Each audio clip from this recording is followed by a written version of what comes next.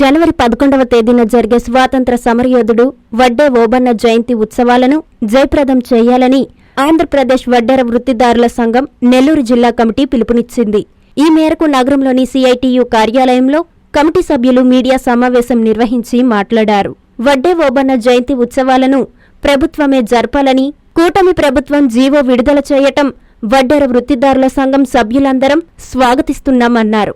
ఇంతకాలానికి మొదటి తరం స్వాతంత్ర సమరయోధుడు వడ్డే ఓబన్నను ప్రభుత్వం గుర్తించడం ఒక మంచి పరిణామమని ఆయన అన్నారు. ఈ కార్యక్రమంలో సంఘం రాష్ట్ర కన్వీనర్ గుంజి దయాకర్, జిల్లా అధ్యక్షుడు చంద్రగిరి రమణయ్య, వడ్డెర వృత్తిదారుల సంఘం జిల్లా నాయకులు తదితరులు పాల్గొన్నారు. ఆ యొక్క జయంతి కార్యక్రమంలో వడ్డెర ఓబన్న యొక్క జయంతి కార్యక్రమంలో ఎక్కువ మంది పాల్గొనేటట్టుగా చేయాల్సినటువంటి బాధ్యత ఈ యొక్క జిల్లా యంత్రాంగానికి ఉంది.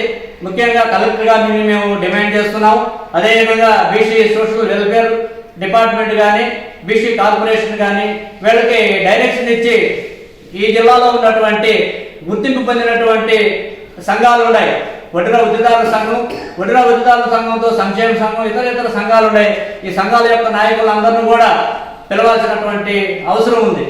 వడ్డెర ఓసీసీఐ ఇది నేషనల్ వైడ్గా ఉన్నటువంటి సంఘం. ఈ సంఘాలు అన్నింటినీ కూడా సంఘం నాయకుల్ని ఆహ్వానాలు పంపి, లేదనంటే ఆహ్వానాలు పంపలేని పరిస్థితి ఉంటే కనీసం వాళ్ళ ఫోన్ నెంబర్లు తీసుకొని వాళ్ళందరినీ కూడా పిలవాల్సినటువంటి అవసరం ఉంది. తద్వారా వాళ్ళని జన సమీకరణ చేసి ఈ యొక్క కార్యక్రమాన్ని జయప్రదం చేసేటట్టుగా, జయప్రదం అయ్యేటట్టుగా చూడాల్సినటువంటి బాధ్యత ఈ జిల్లా యంత్రాంగం మీద ఉంది, కలెక్టర్ గారి మీద ఉంది. ఈ విధమైనటువంటి చర్యలు తీసుకొని రేపు వడ్డే ఓబన్న యొక్క జయంతి కార్యక్రమాన్ని చాలా బాగా నిర్వహించాల్సినటువంటి అవసరం ఉంది. నిర్వర్తిస్తారని ఆశిస్తూ ఈ అవకాశం ఇచ్చినటువంటి ప్రెస్ మీట్ అధ్యక్ష వర్గానికి నేను ధన్యవాదాలు తెలియజేస్తూ ముగిస్తున్నాను మిత్రులారా. Hi Nilor, please subscribe to N3 TV.